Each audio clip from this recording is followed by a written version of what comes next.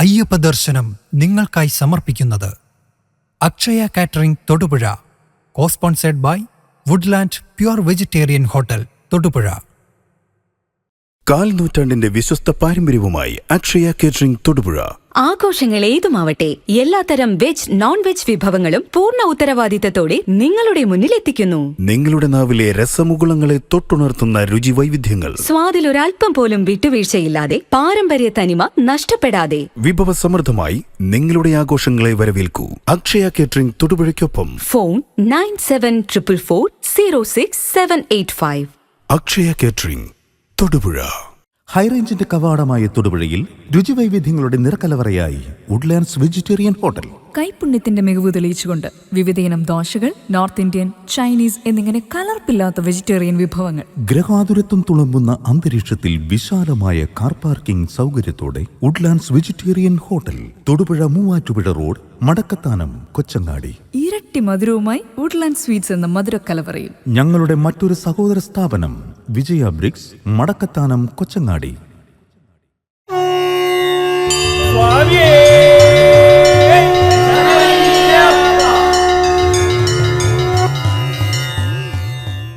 സ്വാമിയേ ശരണമയ്യപ്പ, സ്വാമിയേ ശരണമയ്യപ്പ. ഇന്ന് വൃശ്ചിക മാസം 29. നമ്മൾ 29ാമത് എപ്പിസോഡിലേക്ക് പ്രവേശിക്കുകയാണ്. ശബരിമല തന്ത്രിമാരുടെ, താഴമൺ തന്ത്രിമാരുടെ, വെള്ളം വകഞ്ഞുമാറ്റി നദിയുടെ മധ്യത്തിലൂടെ നടന്നു വന്ന തന്ത്രിമാരുടെ തപസ്സിൻ്റെ ശക്തി വെളിവാക്കുന്നതാണ് 28ാമത് എപ്പിസോഡിൽ വ്യക്തമാക്കിയതെങ്കിൽ, അതേപോലെ തന്നെ മറ്റൊരു സംഭവത്തിലൂടെ നമുക്ക് 29ാമത് എപ്പിസോഡിലും 30ാമത് എപ്പിസോഡിലും തന്ത്രിമാരുടെ തപസ്സിൻ്റെ ശക്തിയുടെ കഥ നേരിട്ട് ബോധ്യമുള്ളത് അറിയാൻ സാധിക്കും. 1950 കാലഘട്ടത്തിലാണ് ശബരിമല ക്ഷേത്രം തീവച്ച് നശിപ്പിച്ചതെന്ന് എല്ലാവർക്കും അറിയാം. പരിപാവനമായ വിഗ്രഹം പല കഷണങ്ങളായി വെട്ടിക്കീറി, കോടാലി കൊണ്ട് വെട്ടിക്കീറി പല കഷണങ്ങളായി തകർത്ത് തരിപ്പണമാക്കി. ആ കഷണങ്ങളിൽ അഥവാ ആ ശരീരത്തിൽ നിന്നും അതിൻ്റെ ചൈതന്യം പൂർണ്ണമായിട്ടും ആവാഹിച്ചെടുക്കാൻ തയ്യാറായിക്കൊണ്ട് വെറും ജഡമായി മാറിയ ആ ശരീരത്തെ വളരെ ഭവ്യമായിട്ട് മാറ്റിവെച്ചിരിക്കുന്നത് കണ്ട് അന്നത്തെ ദേവസ്വത്തിലെ ഉയർന്ന അധികാരി ഈ കഷ്ണങ്ങളൊക്കെ ഇങ്ങനെ മാറ്റിവെക്കേണ്ട, ഇതുപോലെ ശ്രദ്ധിക്കേണ്ട വല്ല കാര്യമുണ്ടോ? അതിൽ നിന്നുള്ള ചൈതന്യം മുഴുവൻ ആവാഹിച്ച് കഴിഞ്ഞില്ലേ, ഇനി അതിന് മനുഷ്യ ശരീരത്തിന് കൊടുക്കുന്ന അതേ പരിഗണന പോലെയാണോ തന്ത്രി കാണിക്കുന്നത് എന്ന് ചോദിക്കുന്നു. തന്ത്രി പറഞ്ഞു, അങ്ങേക്ക് അറിയാത്തത് കൊണ്ടാണ്, ഞങ്ങൾക്ക് ഇത് മനസ്സിലാവൂ. ഇത് മനുഷ്യ ശരീരത്തിന് തത്തുല്യമായത് തന്നെയാണ്. ഈ ചോദിച്ച ഉദ്യോഗസ്ഥന്റെ മനസ്സിലെ ആ വക്രബുദ്ധി വീണ്ടും പ്രവർത്തിച്ചു.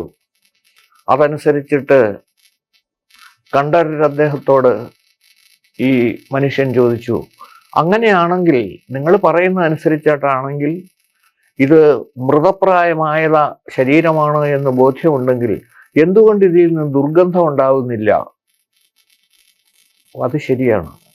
ഒരു 3 ദിവസം കഴിഞ്ഞാൽ, വേണ്ട 2 ദിവസം കഴിഞ്ഞാൽ, നേരത്തോട് നേരം കഴിഞ്ഞാൽ ചിലപ്പോൾ മനുഷ്യ ശരീരത്തിന് വ്യത്യാസം വരും. മനുഷ്യ ശരീരത്തിൽ നിന്ന് ജീർണത വരികയും അതിൽ ദുർഗന്ധം വമിക്കുകയും ചെയ്യും. അത് മനസ്സിൽ വെച്ചുകൊണ്ടാണ് തന്ത്രിയോട് ഈ ചോദ്യം ചോദിച്ചത്.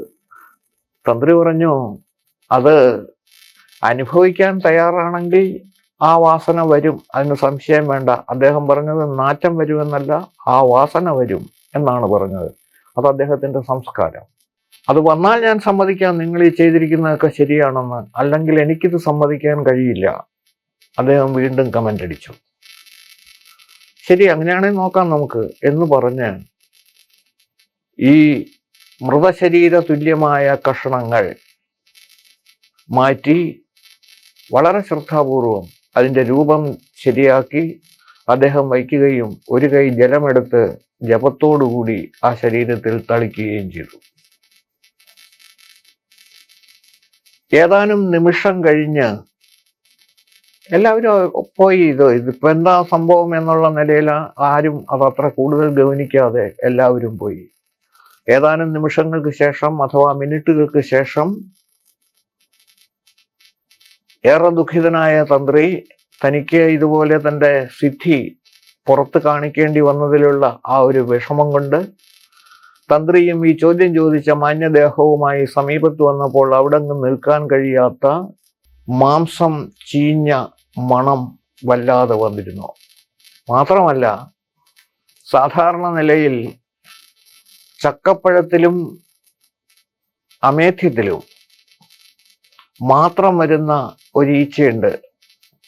ആ ഈച്ചയുടെ പേര്, അതിനെ വിളിക്കുന്നത് മണി ഈച്ച എന്നാണ്. ആ ഈച്ച ഈ ശരീരത്തെ പൊതിഞ്ഞിരിക്കുന്നു.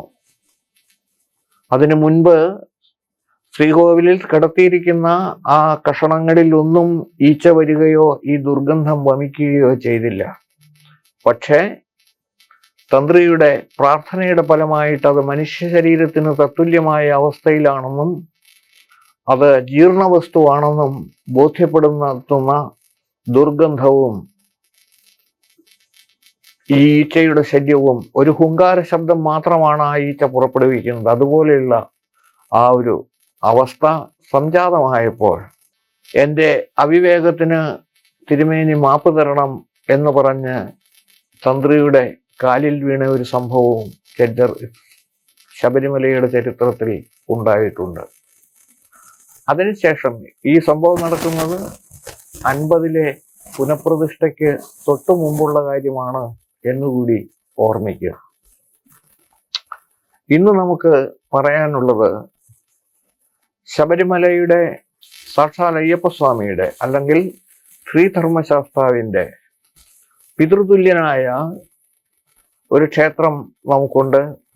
ശിവക്ഷേത്രങ്ങളെല്ലാം ആ തരത്തിലാണ് കാണുന്നതെങ്കിൽ ഏറ്റുമാനൂരപ്പൻ അതിൽ പ്രമുഖമാണ്. അസാധാരണമായ ശക്തിവിശേഷം ഉള്ള ഈ ക്ഷേത്രത്തിന്റെ പ്രതിഷ്ഠ നിർവഹിച്ചിരിക്കുന്നത് ഖരമഹർഷിയാലാണ് എന്നാണ് വിശ്വാസം. ആ ഖരമഹർഷി പ്രതിഷ്ഠിച്ചിരിക്കുന്ന ഏറ്റുമാനൂർ ക്ഷേത്രം ഉൾപ്പെടെ ഒന്നിലേറെ ക്ഷേത്രങ്ങൾ ഒരേ സമയത്ത് പ്രതിഷ്ഠിച്ചതായിട്ട് വരുന്നു.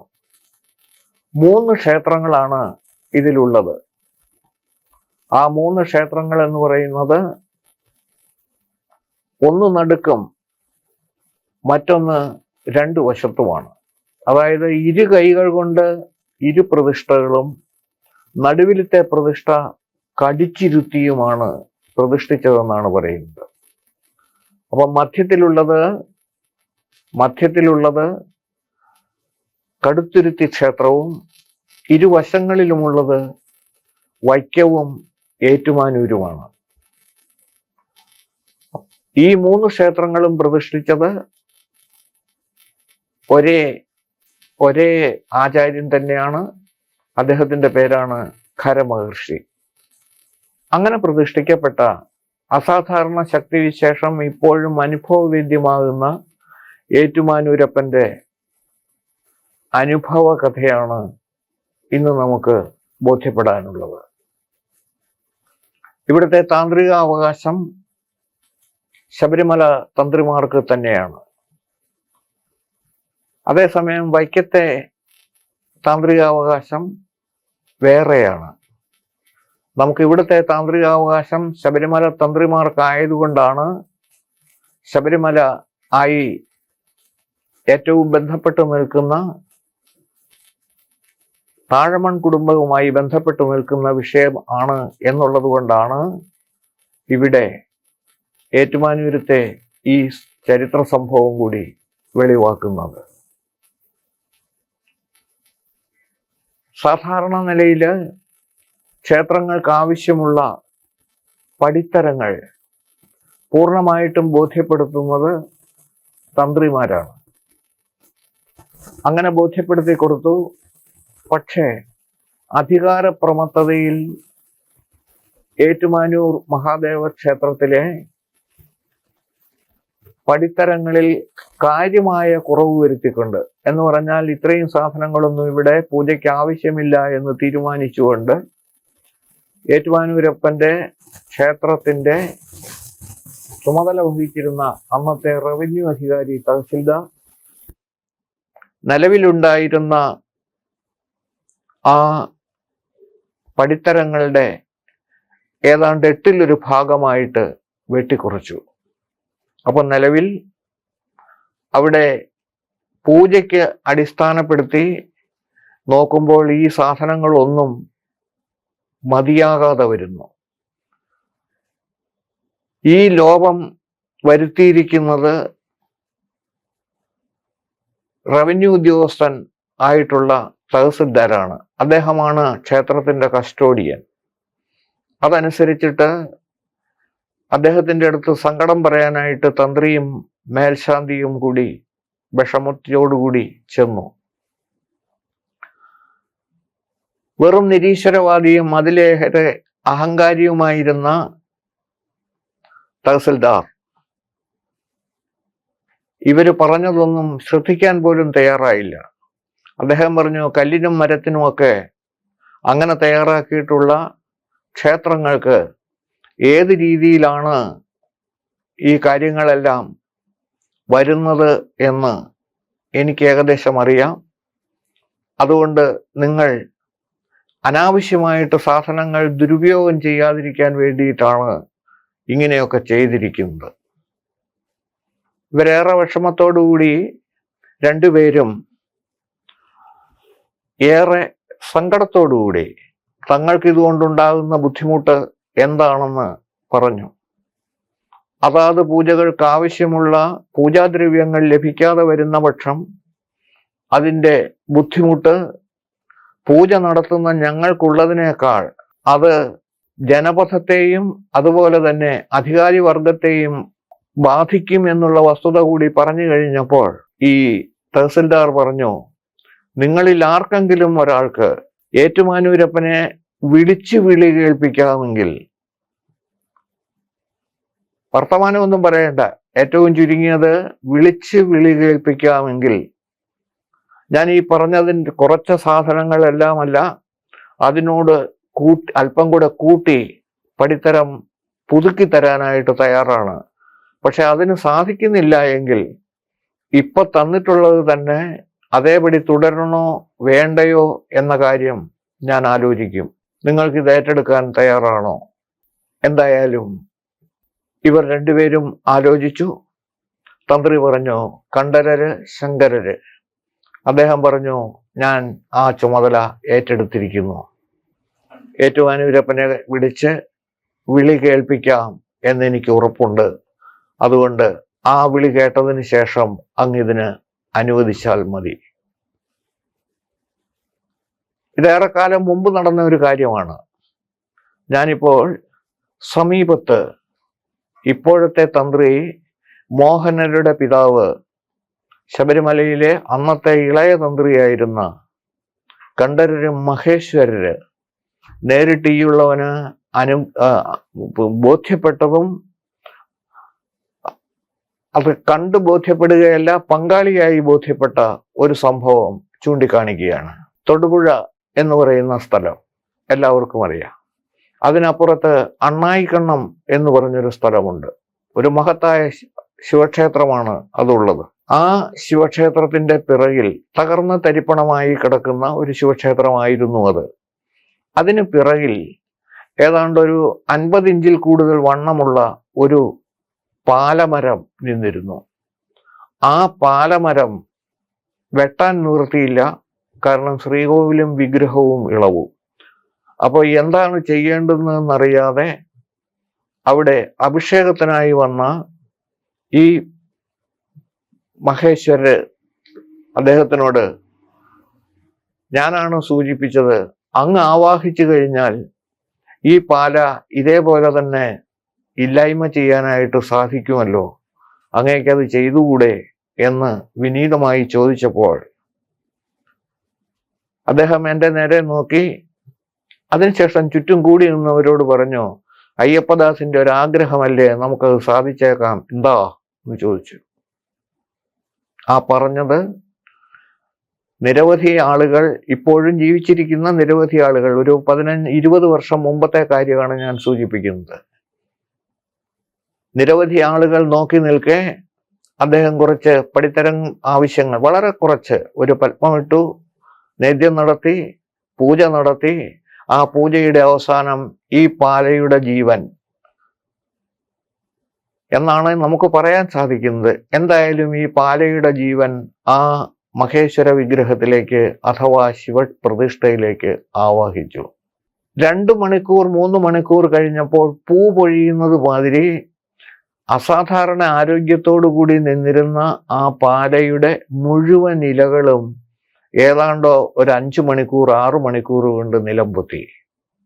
മാത്രമല്ല, ക്ഷേത്രത്തിന് യാതൊരു വിധത്തിലുള്ള കേടുകളും കൂടാതെ ആ കമ്പുകൾ മുഴുവനും ചെറുതായി ചെറുതായി നുറുങ്ങി താഴെ വീണു.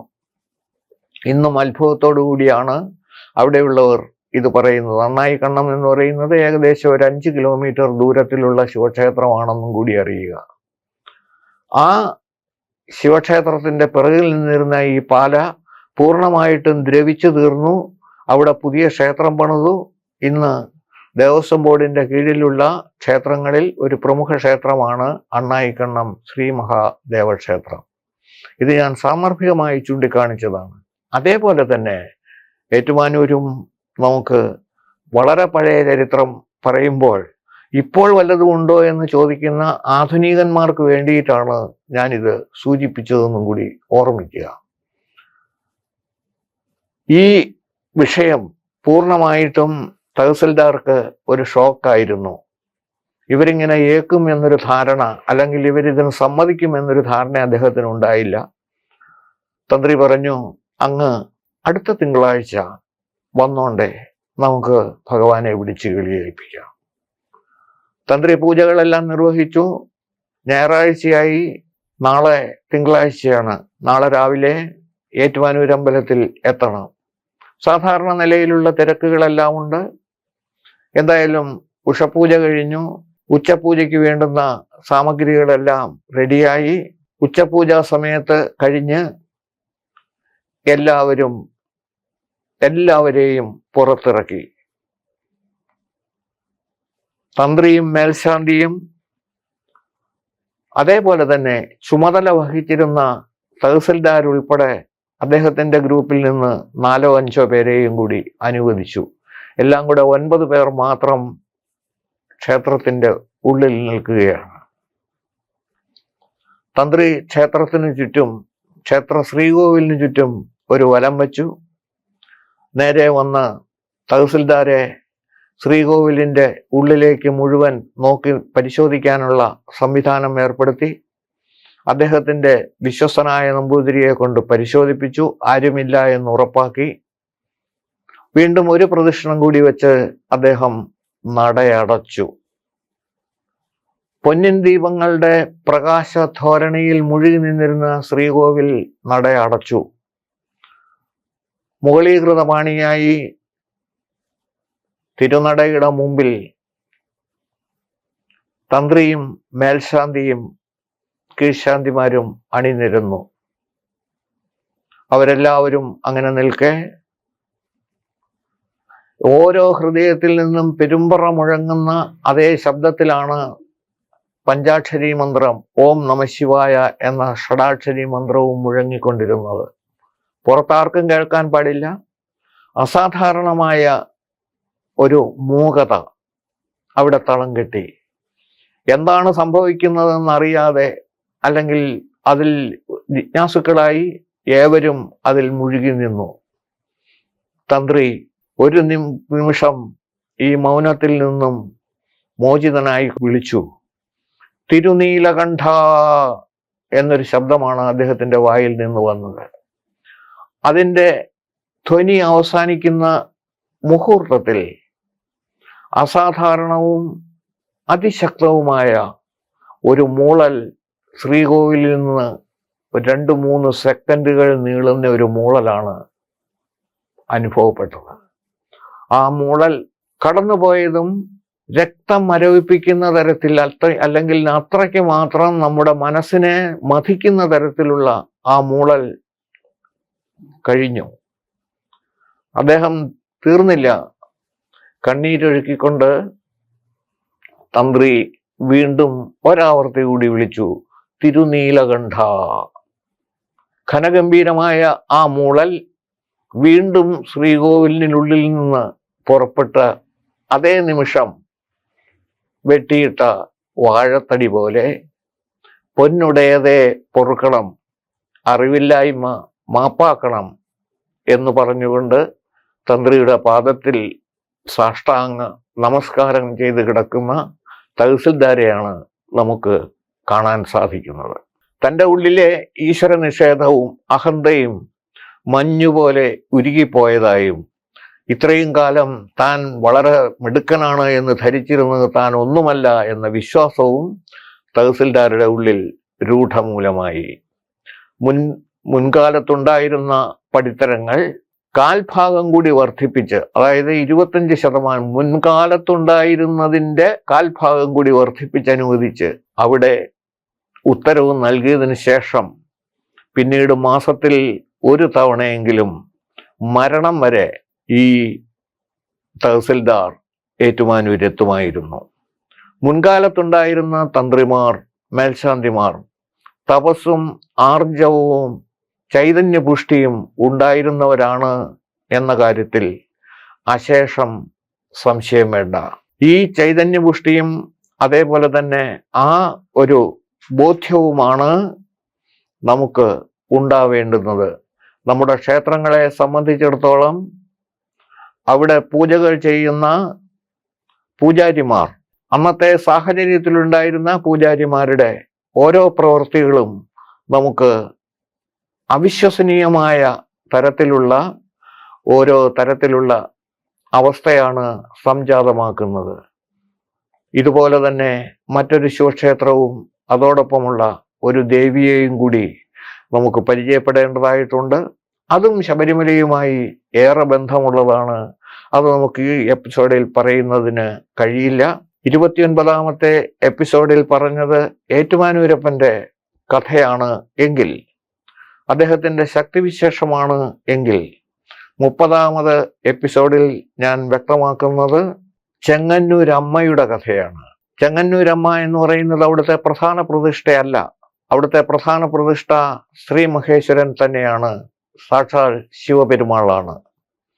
ചെങ്ങന്നൂർ ഏവർക്കും അറിയാം, ശബരിമല യാത്രയിലെ വളരെ പ്രധാനപ്പെട്ട ഒരു ഇടത്താവളം കൂടിയാണ് ചെങ്ങന്നൂർ മഹാദേവ ക്ഷേത്രം.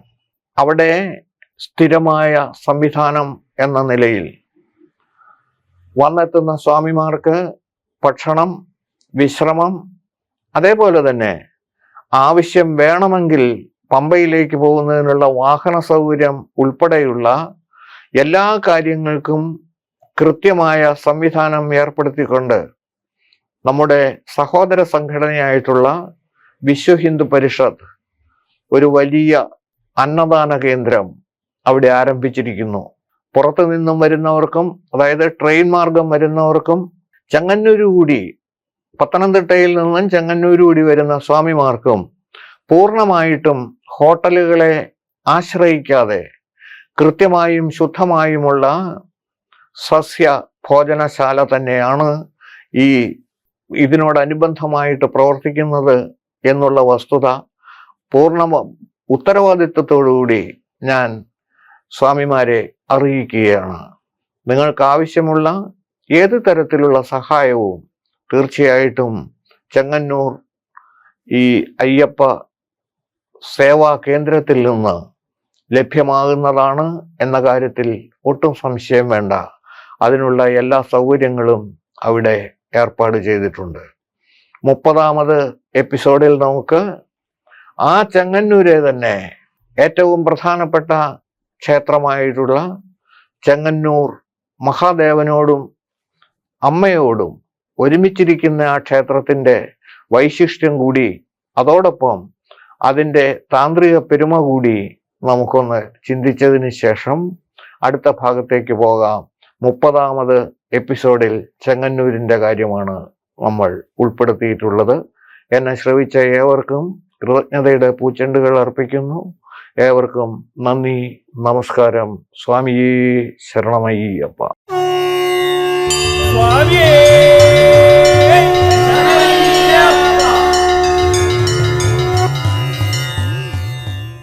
അയ്യപ്പ ദർശനം നിങ്ങൾക്കായി സമർപ്പിച്ചത് Akshaya catering Thodupuzha, cosponsored by Woodland pure vegetarian hotel Thodupuzha. കാൽ നൂറ്റാണ്ടിന്റെ വിശ്വസ്ത പാരമ്പര്യവുമായി അക്ഷയ കേറ്ററിംഗ് തൊടുപുഴ. ആഘോഷങ്ങൾ ഏതുമാവട്ടെ എല്ലാത്തരം വെജ് നോൺ വെജ് വിഭവങ്ങളും പൂർണ്ണ ഉത്തരവാദിത്തത്തോടെ നിങ്ങളുടെ മുന്നിലെത്തിക്കുന്നു. നിങ്ങളുടെ നാവിലെ രസമുകുളങ്ങളെ തൊട്ടുണർത്തുന്ന രുചി വൈവിധ്യങ്ങൾ, സ്വാദിലൊരൽപ്പം പോലും വിട്ടുവീഴ്ചയില്ലാതെ പാരമ്പര്യ തനിമ നഷ്ടപ്പെടാതെ വിഭവസമൃദ്ധമായി നിങ്ങളുടെ ആഘോഷങ്ങളെ വരവേൽക്കൂ. അക്ഷയ കേറ്ററിംഗ് തൊടുപുഴയ്ക്കൊപ്പം ഫോൺ 9744406785. അക്ഷയ കേറ്ററിംഗ് തൊടുപുഴ. ഹൈറേഞ്ചിന്റെ കവാടമായ തൊടുപുഴയിൽ രുചിവൈവിധ്യങ്ങളുടെ നിറക്കലവറയായി വുഡ്ലാൻഡ്സ് വെജിറ്റേറിയൻ ഹോട്ടൽ. കൈപുണ്യത്തിന്റെ മികവ് തെളിയിച്ചുകൊണ്ട് വിവിധയിനം ദോശകൾ, നോർത്ത് ഇന്ത്യൻ, ചൈനീസ് എന്നിങ്ങനെ കലർപ്പില്ലാത്ത വെജിറ്റേറിയൻ വിഭവങ്ങൾ. ഗ്രഹാതുരത്വം തുളുമ്പുന്ന അന്തരീക്ഷത്തിൽ വിശാലമായ കാർ പാർക്കിംഗ് സൗകര്യത്തോടെ Woodlands vegetarian hotel, Thodupuzha Muvattupuzha road, Madakkathanam, Kochangadi. ഇരട്ടി മധുരവുമായി വുഡ്ലാൻഡ് സ്വീറ്റ്സ് എന്ന മധുരക്കലവറയും. ഞങ്ങളുടെ മറ്റൊരു സഹോദര സ്ഥാപനം വിജയ ബ്രിക്സ്, മടക്കത്താനം, കൊച്ചങ്ങാടി.